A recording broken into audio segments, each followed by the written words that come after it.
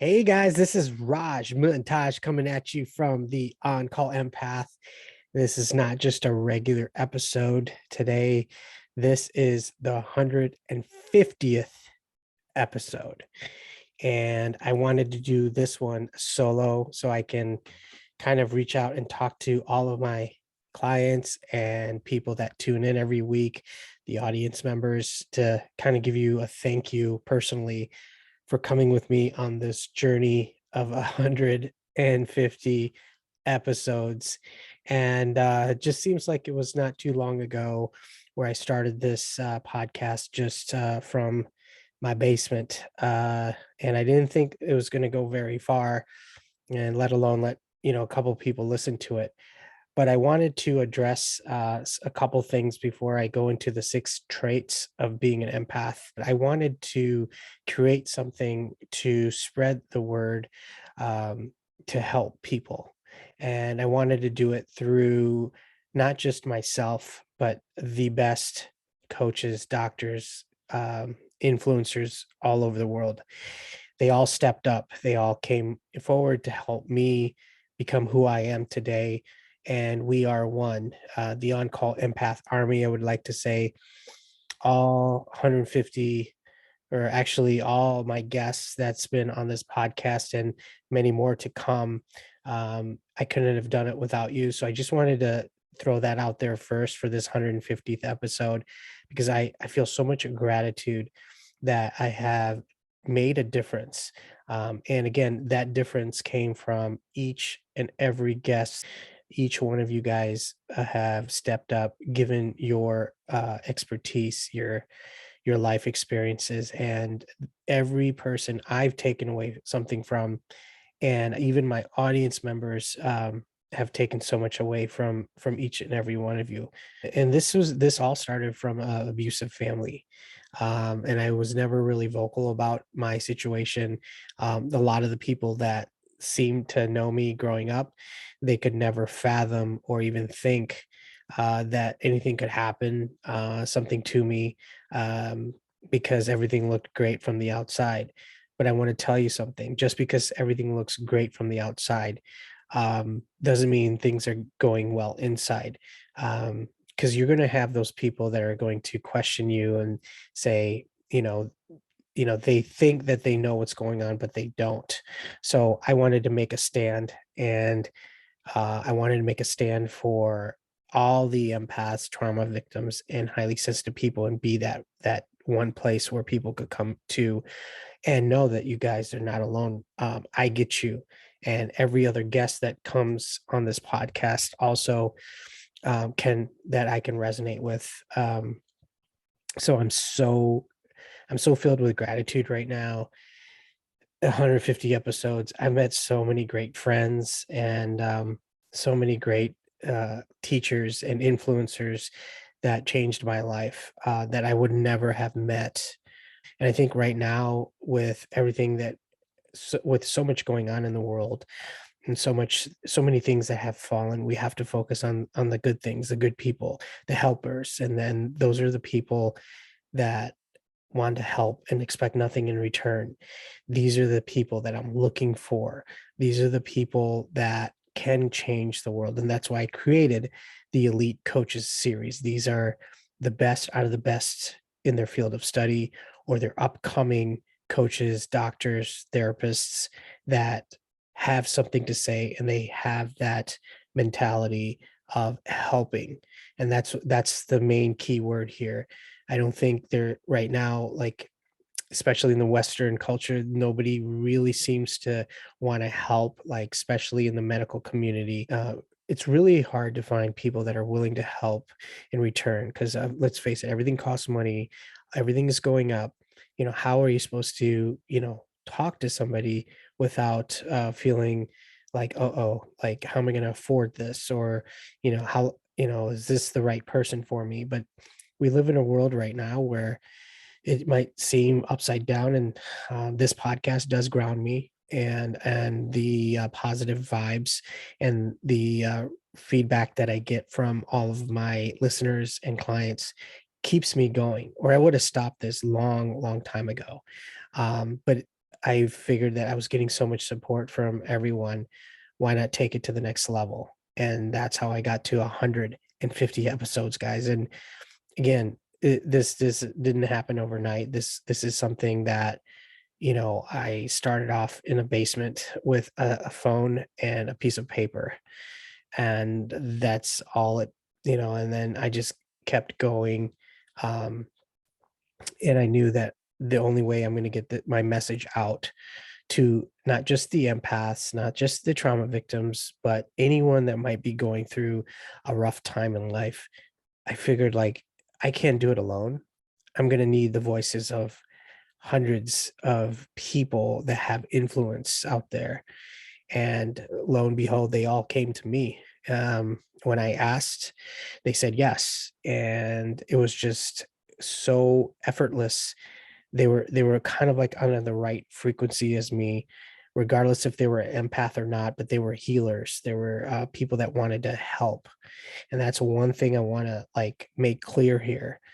Each one of my guests that have been on this podcast are selfless. Like they put their needs aside and they want to give and help. And that's what this podcast is all about.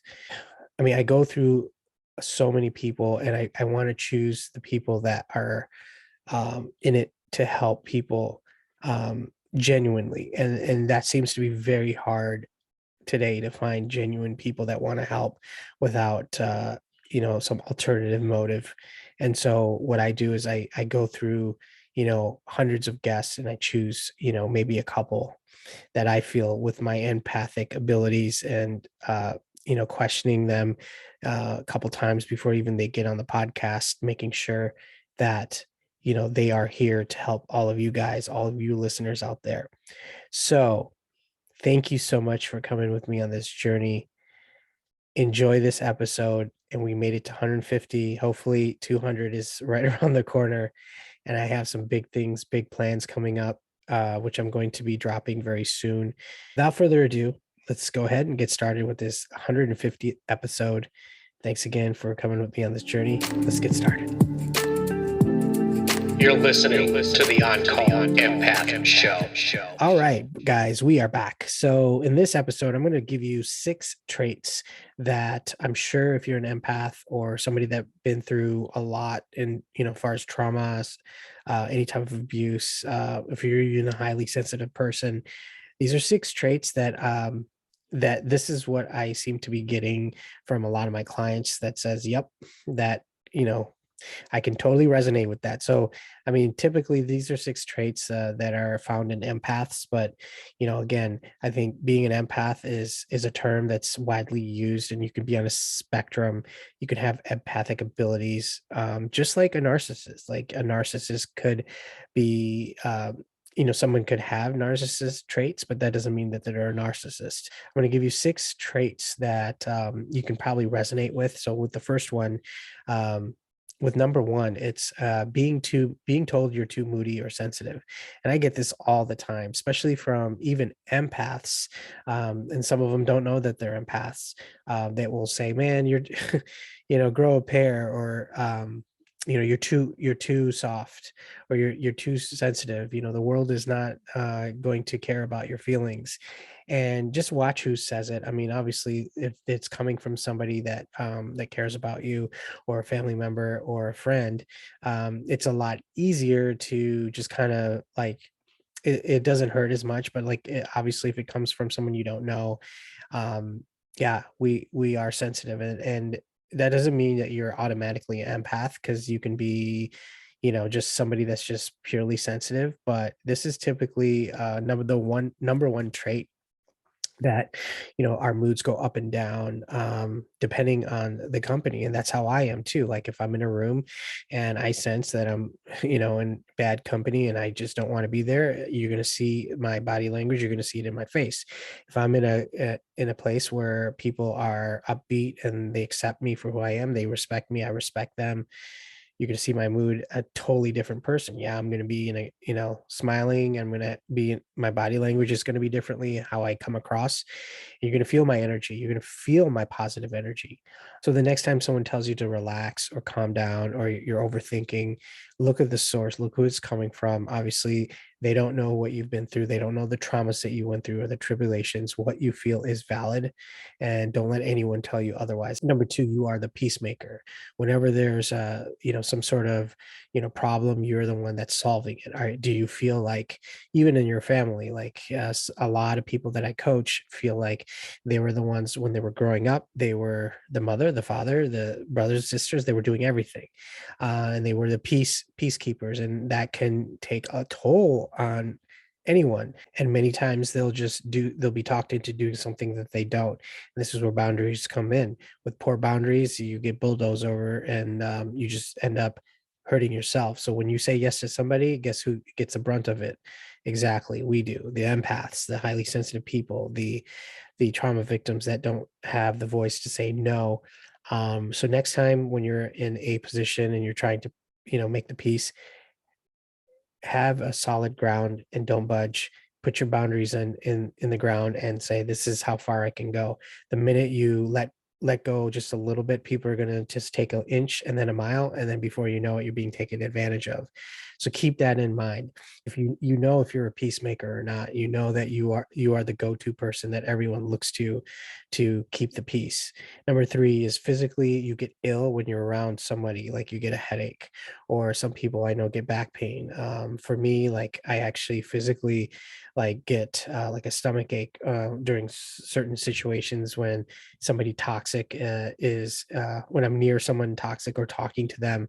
And that's just something, a reaction from my body. And I'm not saying like that is a telltale 100% like for any empath, but like there's physical changes, chemical changes in your body when you think of somebody. You don't even need to be around them. Just the thought of them gets you kind of riled up. That might be a tell sign, a trait of being an empath. Number four, people think that they can just unload all their problems on you. You are the listener. You are the person that they can just dump all their emotional baggage onto, and you're expected to listen to it. And this happens to me all the time. I get text messages all day long from all kinds of people, and when I don't answer right away, typically I'm either busy or actually doing something. And then there are some people that just don't get it, and they'll keep on texting and they'll keep on texting, and then they'll take it personally. But this is where where people, when they want you to be there for them, they expect you to be there regardless and drop everything you're doing. And here's the thing, a lot of empaths will do that. They will literally drop everything, even driving in the middle of the road. They will just stop and just start talking to somebody because their fear of, let's say that, if they don't get back in a certain amount of time, that there's going to be some negative consequences or something of that nature. The good thing is, when I've looked into this more, I mean, being an empath myself, I let people think the way they want to think. If I can't get to them and they hold it against me later on, they're like, hey, you never got back with me. And a lot of people will hold that against you for not being able to listen to them. And listen, you don't have to listen to anyone. Self-care is so important. And I feel like even with when I coach people, I tell them, why do you put up with this? Why do you listen to this person bitch and moan all day to you? Because they're basically, they're conditioned to, they don't know any better. It's in their subconscious. They know that if they don't act and say certain things, that they're going to be consequences or punishment of some sort. Things will be taken away. And when you're dealing with a narcissist or somebody that's manipulative, they know which buttons to press. So keep in mind that when people come and they just like vomit all this, everything on you, negativity, talk behind people's back, you can always remove yourself and say, you know what, I don't want to listen to it. Or you can say, look, I gotta go. That's what I do now. And so far, a lot of people that I've told them, they never come back, or they'll come back in a few months and then try it again. And they'll see that I'm not going to budge, and they're going to go on to somebody else. So if you're an empath, Next time someone comes to you and starts telling you something, something that you do not want to hear, tell them, hey, I'm really sorry, but I just don't have the bandwidth for it. That's my go-to. I don't have the bandwidth for it. Try those exact words. That's what works for me. Number five, our intuition is really good, where we can kind of sense other people's energy, especially fake people. And that's why, like, when when you never met somebody and they come up to you and they're smiling and telling you all this stuff that you want to hear, there is something, especially with empaths, there is like a radar system in us, whether it's our body telling us that this doesn't feel right, or there's something inside of us, innate, natural ability to kind of say, okay, something is off around this person. Go with your gut. That's all I'm going to say. Because if a lot of times what I find out, especially with clients of mine, they ignore that because of fear. They feel obligated that maybe they have to, entertain this person. I don't care if it's a boss of yours. I don't care if it's, somebody very important that, that you're afraid of, that might take something away from you. You have to know that your intuition is telling you something. And if somebody is fake, follow that. Use that. Keep them close, but like just know that if your body's telling you one thing, um, it's not a mistake. And that's something empaths have. So if that's something that you keep kind of putting off, next time just listen to it. You don't have to act, just write it down and be like, what was it about this person that kind of gave me a red flag? And 9 out of 10 times, guys, I mean, that's what I do. Like, after a conversation, I'm like, I didn't feel it. I didn't really feel it. And number six, the final one, time alone, recharge. I know, like, when we're around a lot of people, noise, just a stressful day at work, we need our time. It's like really important that we have our alone time. And for some people, they can be alone for long periods of time. I'm just one of those people where, I can mix with a lot of people, but at the end of the day, I need at least an hour just to kind of relax, gather my thoughts. And because what we're doing as empaths is we're constantly giving our energy away to other people. Now, those who protect their energy, even those people, that know how to protect their energy, needs time alone. And this is a telltale sign that you're an empath, when you get drained all of a sudden, especially when there's a lot of things going around you. It doesn't have to be a busy train station. You can be at the you could just be somewhere, and all of a sudden you had a conversation with somebody that you didn't like, and that can easily just drain everything out of you. And a lot of you guys know what I'm talking about when you get in an argument with a spouse or with a friend or somebody at work. These things drain us. It's like a battery, and at the end of the day, we need our time alone, and just to shut everything off. So these six traits that I just went over, you could be, doesn't mean that you're 100% empath, but it's just something that I've noticed with a lot of people that claim to be empaths, or just people that have been through severe trauma. They seem to be saying the same thing. And now, I just wanted to leave you guys with this, just as a side note. Um, a lot of times we do want to help people in good intentions. Just always be careful, because I know that when there is something called a self-help high, scientifically, they say that you actually get a high off of helping people. Oxytocin, these chemicals in our brain, actually gets activated. Um, and I'm guilty of that too, like when you want to help too much. So I just want to tell all you empaths, trauma victims, and highly sensitive people, just be careful.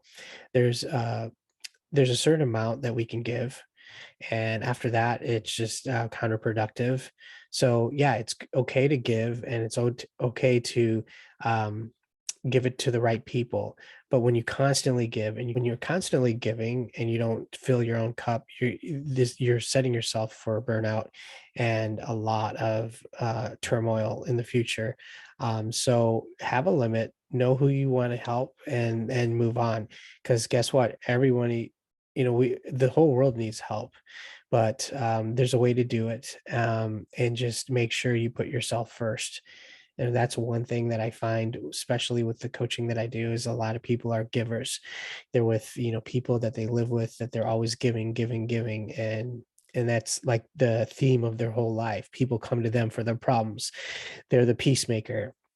They're always giving, and they don't even blink twice when, when it's time. They're always volunteering to help. Well, all I'm saying is, don't be so quick to give your energy away, because at the end of the day, if you give all your energy away, you're going to end up in a very dark place, and it will catch up to you either physically or mentally. And that's, I know, for personally, from my experience as well, and coaching so many clients, especially a lot of you guys are tuning in. And with that said, guys, thank you so much for making this podcast for what it is, 150 episodes.